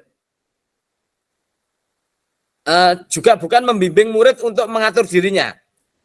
Seorang manajer bukannya memisahkan murid dari kelompoknya, tapi mengembalikan murid kepada kelompoknya untuk menjadi lebih baik lagi. Posisi manajer dengan hati yang tulus, tidak perlu marah, tidak perlu meninggikan suara, apalagi menunjuk-nunjuk jari ke murid, berkaca pinggang, atau bersikap seolah-olah menyesal. Tampak sedih akan membuat murid ataupun bersendagurau untuk menempatkan diri. Kata-kata yang digunakan selain yang tadi, nah ini ada kasus pertanyaan. Misalnya Pak Guru dan Adi. Adi, apakah kamu mengetahui jam berapa sekolah dimulai? Adi menjawab, tahu Pak, jam 7. Kemudian gurunya melanjutkan, ya, jadi kamu terlambat. Kira-kira bagaimana kamu akan memperbaiki masalah ini? Nah, di sini diarahkan untuk mencari solusi. Nah, posisi kontrol sebagai manajer inilah yang nanti akan kita gunakan sebagai dasar untuk melakukan segitiga restitusi. Yang sudah seperti saya sampaikan tadi. Segitiga restitusi itu ada 3 langkah. Menstabilkan identitas, validasi tindakan yang salah, dan menanyakan keyakinan. Nah, tiga langkah itu yang harus ditempuh ketika kita melakukan segitiga restitusi. Yang pertama, menstabilkan identitas. Misalnya dengan kata-kata berbuat salah tidak apa-apa. Nah, tidak ada manusia yang sempurna. Dan sebagainya Bapak Ibu. Nah, ini untuk lebih jelasnya saya putarkan video saja nggih.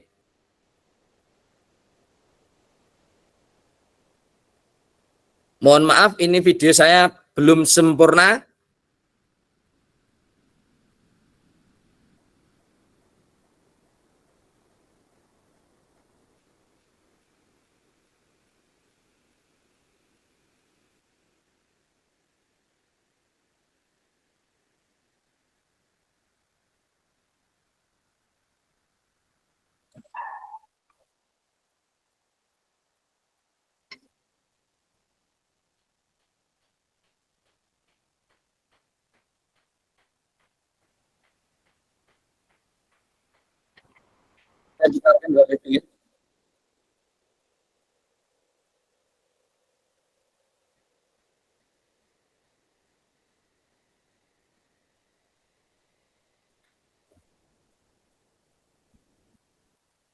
Ini saya turunkan dulu.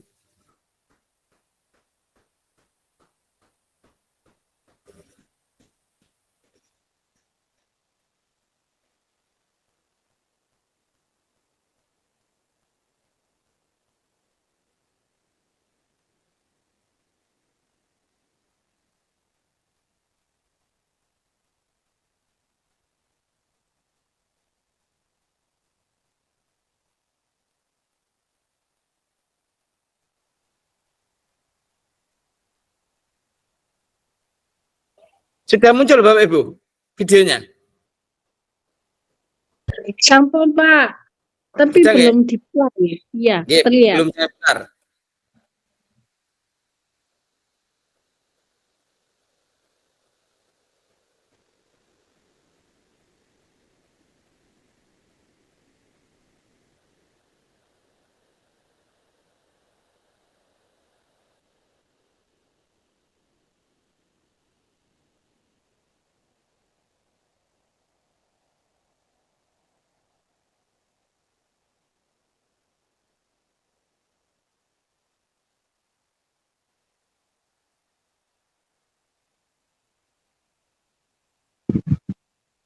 Tidak ada suara, Pak.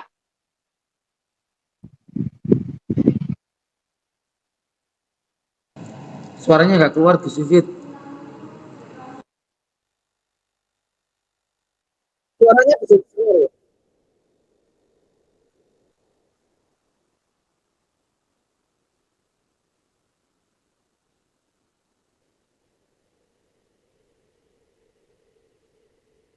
Suaranya bisa dengar Bapak Ibu untuk videonya.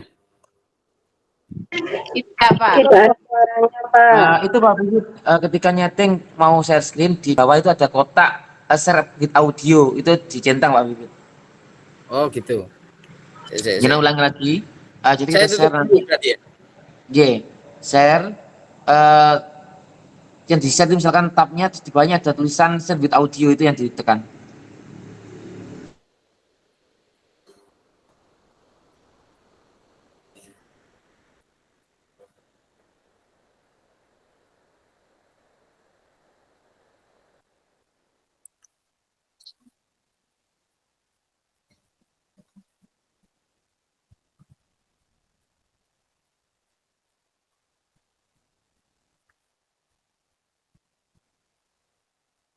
Sudah dicentang ya Pak Beb? Kok enggak bisa nih? Sekarang panjenengan coba diputar.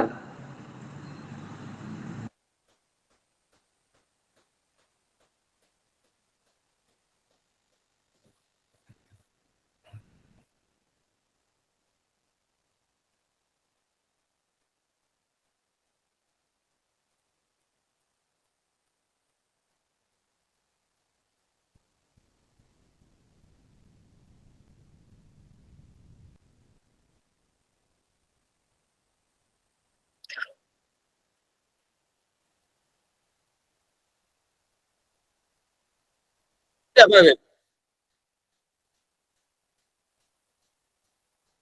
Enggak keluar, enggak apa-apa Pak, enggak keluar, enggak masalah kok. Paling tidak Apa tahu ya? alurnya. Ya.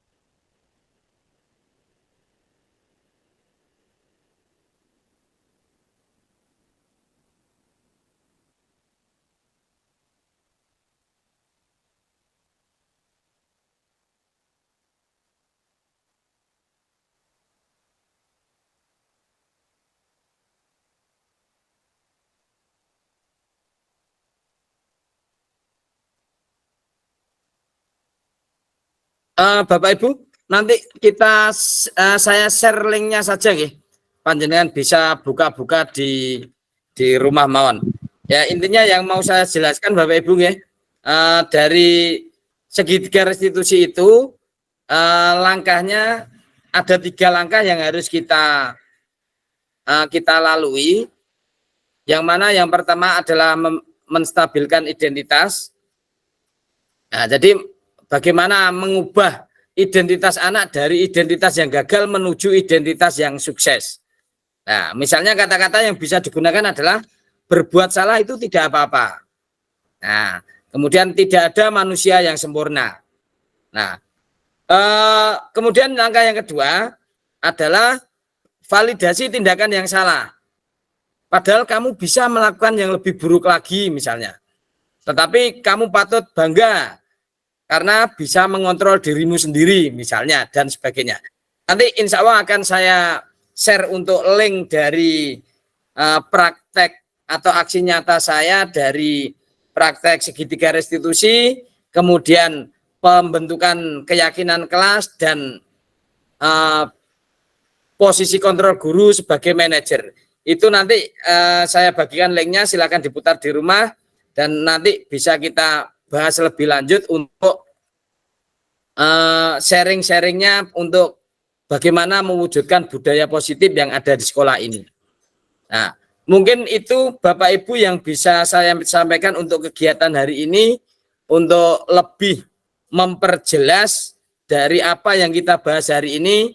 Nanti bisa kita sharing-sharing, mungkin telepon atau kita buat Zoom lagi di luar kegiatan ini supaya lebih mantap lagi bagaimana penerapannya. Nah, alhamdulillah Bapak Ibu kemarin dari aksi nyata ini membawa dampak yang baik sekali terutama bagi anak, karena dalam mewujudkan budaya sekolah ini endingnya adalah anak kita bagaimana, murid-murid kita bagaimana bisa nyaman di sekolah, mengikuti pembelajaran dengan baik tanpa ada ketergantungan atau keterpaksaan, baik dari itu hukuman ataupun pemberian hadiah dan sebagainya.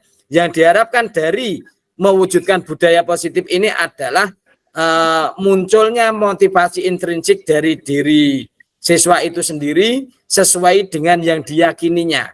Karena dengan keyakinan anak-anak ini akan termotivasi untuk melakukan tanpa harus ada embel-embel hukuman atau paksaan dari kita.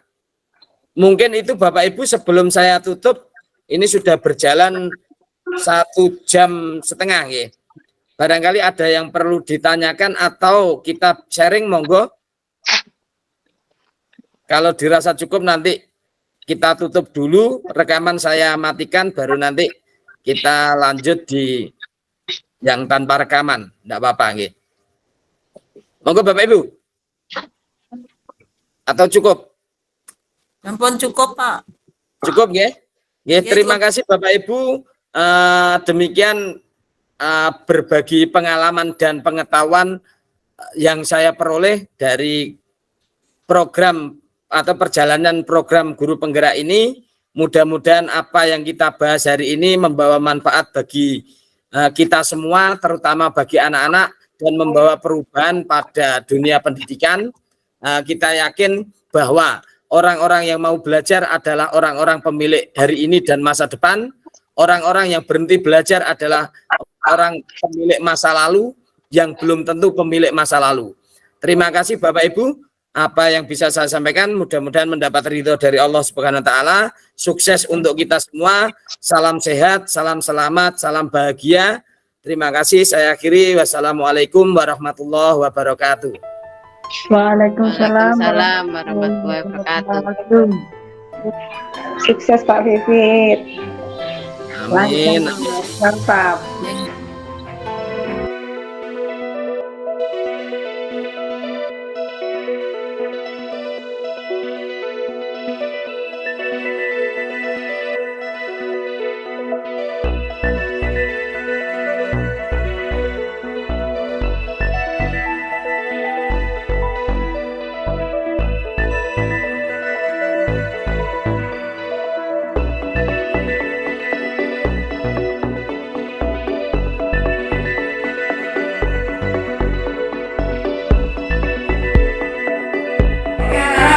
Terima kasih. Assalamualaikum warahmatullahi wabarakatuh. Waalaikumsalam warahmatullahi wabarakatuh. Bagaimana kabarnya anak-anak? Baik. Ya, alhamdulillah. Kalau begitu ada yang sakit?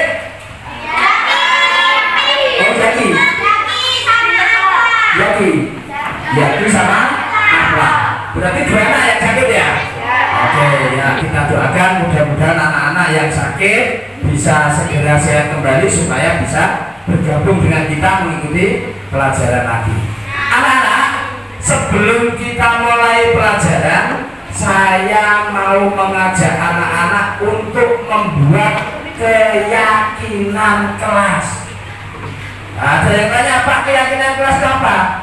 Yang sampean yakini, yang sampean inginkan itu yang bagaimana supaya kelas kita itu menjadi lebih nyaman, biar nanti anak-anak ketika mengikuti pembelajaran ataupun ketika sekolah, anak-anak bisa nyaman, tidak ada hal yang tidak diinginkan. Paham anak-anak ya? Oke, setelah ini saya bagikan kertas yang namanya kertas post-it ya. Silahkan nanti apa yang anak-anak yakini supaya kelas kita itu lebih nyaman dan sebagainya, silahkan ditulis di sini. Paham ya? Paham. Oke, kalau sudah paham nanti saya bagikan satu persatu. Silahkan sekarang boleh berpikir apa yang sampai yakini. Ya, ini saya bagikan.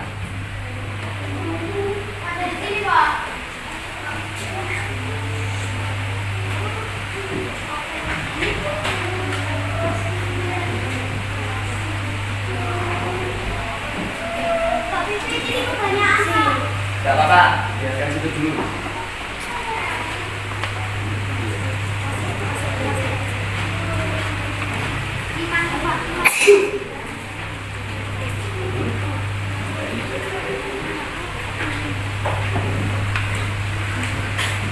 Oke, ya, oke, silakan dipikirkan, boleh dituliskan mulai sekarang.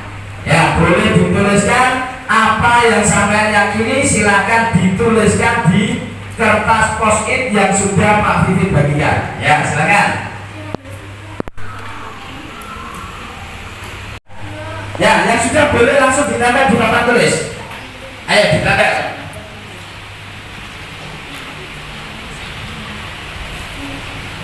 Ya, silakan Kaira ditempel di papan tulis.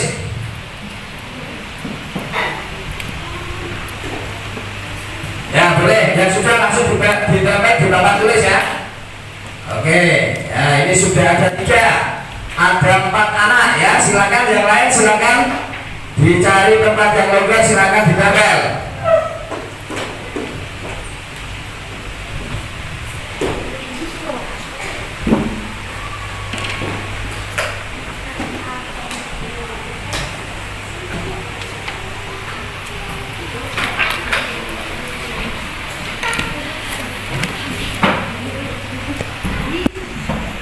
Yang belum menempelkan di papan tulis segera ditempelkan di papan tulis ya. Ya, sekali lagi saya sampaikan, yang ditulis ini adalah yang sampean yakini dan nanti bisa kita sepakati bersama-sama. Ayo, silakan ditempel. Ya.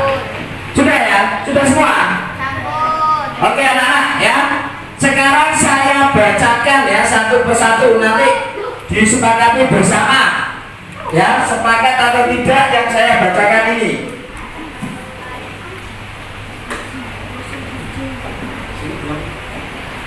Oke, saya bacakan ya. Yang pertama ini ada yang menuliskan menjaga kekompakan kelas. Bagaimana anak-anak, sepakat?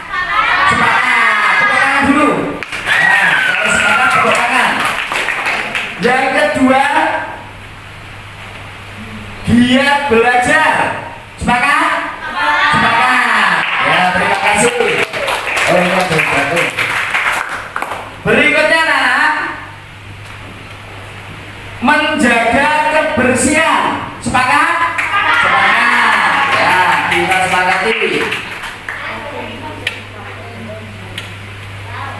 mengerjakan tugas tepat waktu?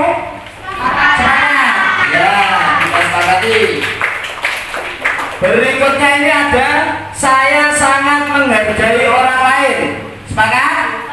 Sepakat. Ya, sepakat. Berikutnya ini ada stop bullying. Stop bullying, sepakat? Oke. Ya. Ada lagi tidak berkata kotor. Cuma ini nanti tidak apa-apa ya Pak Biru ganti supaya tidak kata-kata negatif, tapi tidak berkata kotor ini Pak Biru ganti dengan berkata yang baik. Ya, kalau menuliskan keyakinan sebaiknya yang ada kata tidaknya itu diganti ya. Jadi tidak berkata kotor ini saya ganti dengan berkata positif. Oke anak-anak, kalau sudah disepakati semuanya, ini nanti akan Pak Vivit salin, saya ganti di banner atau di papan tersendiri. Nanti akan dicetak, kemudian saya tempelkan. Kalau sudah menjadi kesepakatan kita semua, berarti harus dilaksanakan. Sepakat semuanya ya? Oke, terima kasih anak-anak untuk keyakinan kelas dan kesepakatan kelas kita hari ini sudah jadi, sampai nanti tinggal melaksanakan. Siap untuk melaksanakan? Siap. Yang semangat dong, siap melaksanakan? Siap. Oke, terima kasih anak-anak ya. Kesepakatan kelas kita sudah jadi.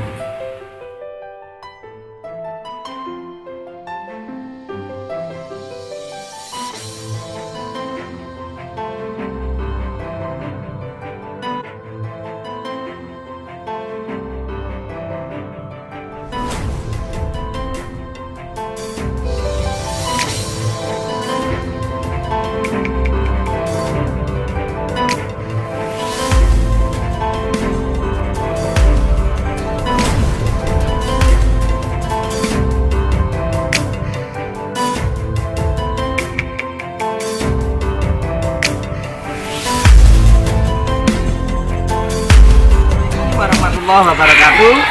Bapak Ibu guru hebat, anak-anak, teman-teman semuanya, hari ini saya Vivit Tri Kurniawan, CGP Rekognisi akan melakukan segitiga restitusi.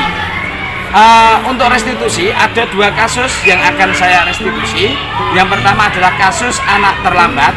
Ketika pelajaran sudah mulai, anak ini baru datang. Kemudian kasus yang kedua adalah tentang kasus adanya seorang anak yang menangis karena bukunya disembunyikan oleh temannya. Untuk video selengkapnya tentang segitiga restitusi terhadap 2 kasus itu, silakan simak video selengkapnya berikut ini.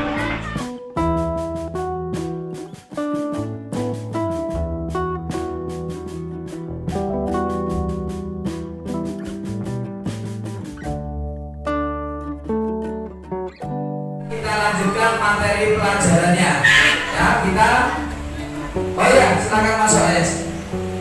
Nah, kenapa AS? Dari mana nih terlambat ini ya? Ya, tidak apa-apa, sekarang Mas AS duduk dulu, nanti ketika istirahat Mas AS silakan menemui Pak Vivit di kantor ya. Oke, silakan duduk dulu ya. Terima kasih ya anak-anak yang lain, besok hadapan Pak Vivit tidak ada yang datang terlambat lagi. Tidak apa-apa ya, silakan mengikuti ya. Anak-anak, kita lanjutkan materinya hari ini.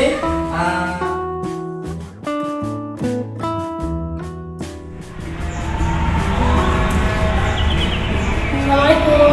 Waalaikumsalam. Silakan masuk AS. Salam dulu. Selamat pagi AS. Kira-kira AS tahu nggak kenapa saya panggil ke sini? Tahu Pak, karena tadi saya Datang terlambat. Ya enggak apa-apa. Pak Vivit dulu juga pernah datang sekolah terlambat. Tetapi di sini Pak Vivit tidak akan menyalahkan AYES, tidak akan mencari kesalahan AYES ya. Tetapi di sini Pak Vivit ingin mencari solusi dari semuanya ini supaya tidak terjadi lagi. Siap. Oke Ayas ya. Apakah Ayas sudah merasa menjadi orang yang baik untuk diri Mas Ayas sendiri? Oh belum ya. Tapi Pak Vivit yakin ya, Mas Ayas pasti punya alasan ya, mengapa datang terlambat. Soalnya sebelum ini tadi saya mampir ke rumahnya nenek. Oh begitu ya. Oke, tidak apa-apa Ayas ya. Tapi Pak Vivit juga yakin, mengapa Ayas tadi tidak langsung ke sekolah, tapi mampir dulu ke rumah neneknya. Karena kalau ke rumah nenek bakalan dapat tambahan uang saku. Oh tambahan uang saku, dapat tambahan uang saku. Oke ya. Ayas boleh ya, boleh mempertahankan sikap Ayas seperti itu. Tapi Ayas juga harus menambahkan sikap yang baru. Tapi Ayas apakah datang terlambat itu sesuai dengan keyakinan kelas? Tidak ya. Ayas kira-kira keyakinan kelas yang mana yang tidak sesuai ya? Saya tidak disiplin dan mengganggu nyaman sekolah. Oh begitu ya. Kira-kira sikap baru apa yang akan Ayas tambahkan supaya tidak datang terlambat lagi? Saya akan berangkat lebih pagi agar bisa berkunjung ke rumahnya nenek dan juga tidak terlambat datang ke sekolah. Oh begitu ya. Terus kira-kira kapan itu akan dimulai? Besok dan seterusnya. Oh begitu ya. Yes, bagus sekali ya. Terus Ayas kira-kira ingin menjadi seorang seperti apa? Yang disiplin agar bisa sukses di masa depan. Oh begitu ya. Oke, kalau begitu silakan mencoba. Selamat untuk menjadi orang sukses Ayas ya. Ayas kembali ke kelas nggak apa-apa ya. Terima kasih ya.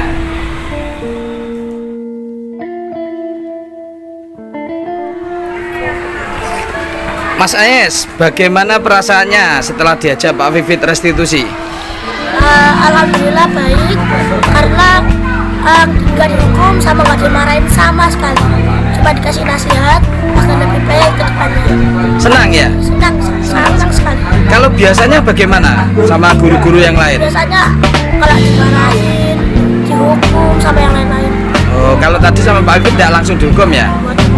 Oke, terima kasih Mas Ayas ya, semangat ya. Oke.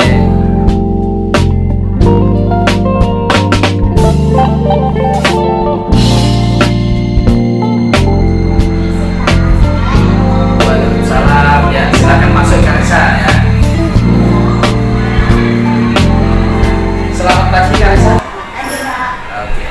Ya Karisa, tadi waktu istirahat Pak Vivit melihat Nuna ya sedang menangis di dalam kelas. Kira-kira mengapa Nuna menangis? Bukunya kamu sembunyikan. Oke ya, tidak apa-apa ya.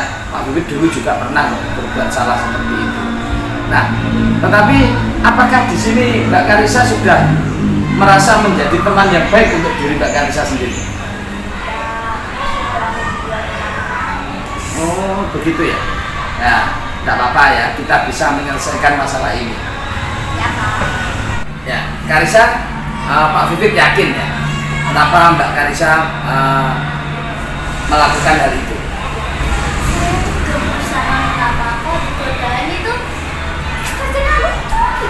Oh begitu ya, karena ekspresinya lucu itu ya. Oke, yes. Oh gitu. Untung Mbak Karisa hanya menyembunyikan bukunya ya, tidak sampai merusaknya atau sampai berbuat hal yang lain ya. Oh, begitu ya, tidak tega ya. Oke, Mbak Karisa tentu wajib bangga ya, wajib bangga karena bisa menahan diri, tidak sampai melakukan perbuatan yang lain ya. Kira-kira yang Mbak Karisa lakukan itu apakah sudah membuat nyaman Nuna? Tidak ya? Oh iya. Nah, sekarang apakah yang Mbak Karisa lakukan itu sudah sesuai dengan keyakinan kelas? Belum. Keyakinan kelas yang mana kira-kira yang belum sesuai?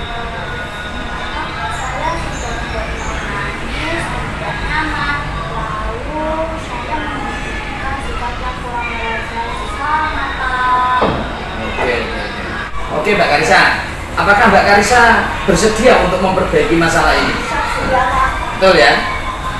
Oke Mbak Karisa, ya kira-kira kalau Mbak Karisa bersedia untuk memperbaiki masalah ini ya, kira-kira Mbak Karisa ingin menjadi orang yang seperti apa?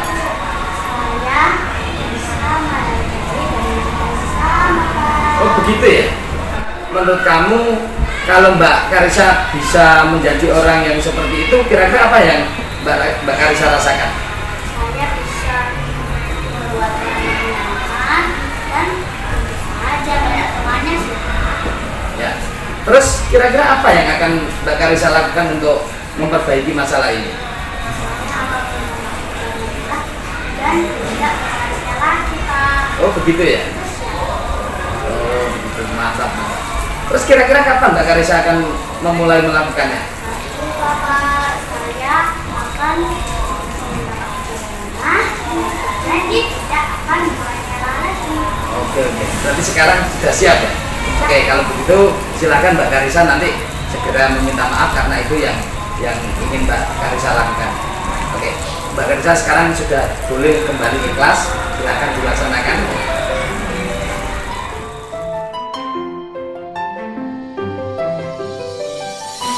Ya Mbak Karisa, bagaimana perasaannya tadi setelah diajak Pak Vivit restitusi? Apa? Soalnya nggak langsung dihukum, jadi tanya-tanya.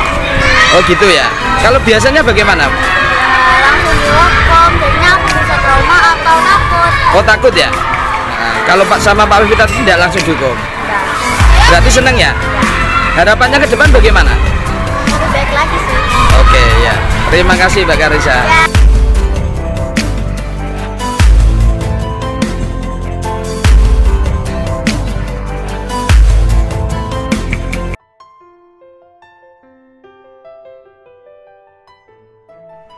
Demikian Bapak Ibu, untuk mewujudkan budaya positif di sekolah, maka saya melaksanakan aksi nyata yang saya awali dengan pembentukan keyakinan kelas. Yang mana dengan keyakinan kelas ini, saya lebih optimis anak-anak akan lebih bisa melaksanakan apa yang diyakininya. Bukan karena faktor ketergantungan, ketakutan karena hukuman, ataupun ingin mendapatkan pujian dari Bapak Ibu guru. Tetapi dengan keyakinan kelas, anak-anak bisa melaksanakan nilai-nilai kebajikan universal yang telah diyakininya.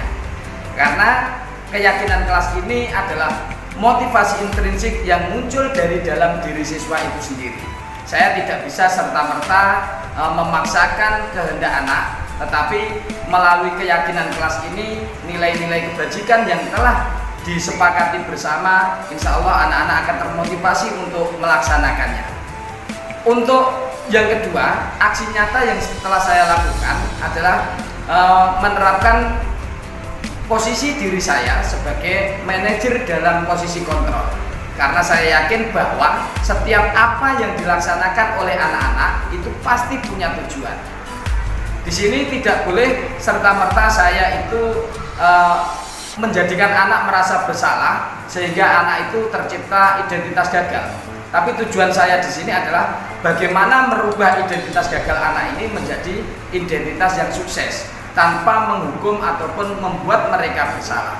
Di sini saya lebih termotivasi untuk bagaimana anak-anak itu muncul dari dalam dirinya sendiri, motivasi intrinsik. Di sini saya lebih tertarik untuk mengajak anak bagaimana mempertanggungjawabkan apa yang telah dilaksanakan. Selain itu, selain anak diminta untuk mempertanggungjawabkan dengan kesadarannya sendiri, saya juga mengajak anak-anak, mendampingi anak-anak untuk mencari solusi dari apa yang telah dikerjakan. Berikutnya, aksi nyata yang telah saya lakukan adalah segitiga restitusi, di mana di sini terdapat dua kasus yang saya jumpai. Yang pertama adalah murid saya yang bernama Ayes.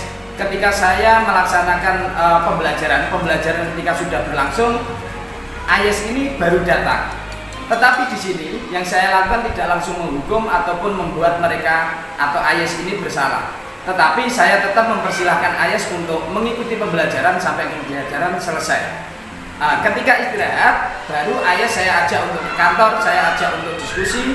Di situ langkah awal yang saya terapkan adalah menstabilkan identitas Ayes. Saya tidak menginginkan ketika Ayes ini masih berada pada posisi identitas yang gagal, kemudian saya tanya-tanya dan beri saya hukuman. Tapi tidak itu. Saya menstabilkan identitas Ayes yang dari identitas gagal menjadi identitas sukses. sehingga ketika anak-anak sudah memasuki merasa dirinya pada posisi yang stabil, ini bisa kita ajak diskusi dengan pikiran yang jernih. Berikutnya saya juga memvalidasi tindakan siswa saya yang bernama Ayes ini, tindakan yang salah dengan memberi pertanyaan-pertanyaan pemantik sehingga Ayes ini bisa menyadari tindakan-tindakan mana yang perlu dicarikan solusinya. Saya tidak tertarik untuk mencari-cari kesalahan Ayes, saya juga tidak tertarik mempermasalahkan siapa yang salah, tetapi saya lebih memvalidasi tindakan yang salah itu. Kemudian saya lanjutkan dengan tindakan yang ketiga, yaitu tindakan menanyakan keyakinan. Saya menanyakan keyakinan kepada murid saya yang bernama Ayes, mensinkronkan antara tindakan yang sudah dilakukan dengan nilai kebajikan yang telah disepakati. Dari situ nanti Ayes bisa menemukan solusi dari perbuatan yang telah dilaksanakan. Kemudian kasus yang kedua, kasus pada murid saya yang bernama Karisa. Ketika saya istirahat melihat murid saya yang bernama Nuna menangis, kemudian saya dekati, saya tanya, ternyata Nuna ini menangis karena bukunya disembunyikan oleh Karisa. Nah, kemudian saya memanggil Karisa ke kantor untuk mengajak ngobrol. Langkah yang saya tempuh sama. Tahap awal adalah menstabilkan identitas dari Karisa ini, supaya nanti bisa kita ajak untuk berdiskusi ke langkah berikutnya, yaitu yang kedua, memvalidasi tindakan yang salah. Di sini saya yakin bahwa murid saya yang bernama Karisa ini melakukan tindakan seperti itu tentu punya alasan. Nah, kita cari alasannya apa sehingga kita bisa lebih memahami murid saya ini dan murid saya untuk bisa menentukan tindakan berikutnya. Dan yang terakhir yang saya lakukan adalah menanyakan keyakinan dari tindakan-tindakan yang sudah dilakukan Karisa ini, mana yang kurang sesuai dengan keyakinan kelas, sehingga nanti Karisa itu muncul motivasi intrinsik untuk menemukan solusi sendiri. Saya tinggal mendampingi dan mensupport Karisa untuk melakukan perbaikan dari sikap yang telah dilaksanakan. Setelah saya melakukan aksi nyata dari penerapan budaya positif untuk mewujudkan budaya positif, langkah yang terakhir yang saya lakukan adalah mensosialisasikan atau berbagi praktik baik dengan teman sejawat. Di sini tujuan saya agar di dalam satu lingkungan, di dalam sekolah itu bisa menyamakan persepsi, sehingga antara guru yang satu dengan yang lain saling mendukung apa yang kita lakukan untuk mewujudkan budaya positif di sekolah dengan persepsi yang sama, sehingga tidak ada lagi teman sejawat ataupun yang lain yang saling menjatuhkan atau tidak mendukung kegiatan yang kita lakukan. Dengan adanya persamaan persepsi ini, sehingga kita bisa berkolaborasi, bukan lagi berkompetisi. Tidak ada yang saling menjatuhkan, tapi berkolaborasi, saling memberi, saling menerima.